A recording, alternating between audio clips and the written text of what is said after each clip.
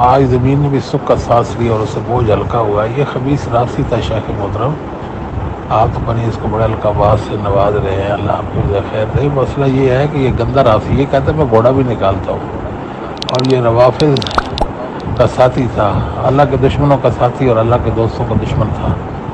اور اس کی پتہ ہے شکل بھی بگڑ گئی تھی, آپ کو معلوم ہے نا جی.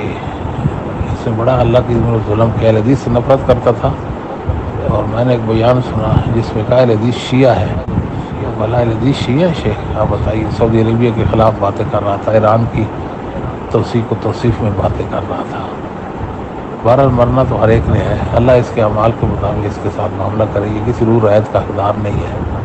ہمیں کوئی ضرورت نہیں ہے ایسے گمراہوں اور ظالموں, اللہ کے دین کے دشمنوں اور دین کو بے حیثیت کرنے والوں کی حمایت میں کوئی بات لکھے. اللہ کی پناہ دی.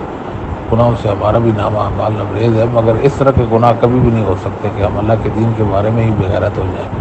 یہ بغیرت تھا دین کے جی.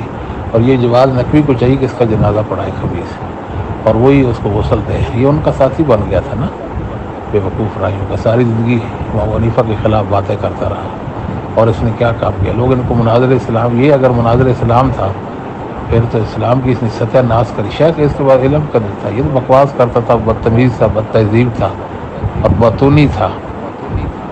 بس اتنی سی بات ہے. اہل حدیث بیچارے سادے ہیں. السلام علیکم ورحمۃ اللہ وبرکاتہ.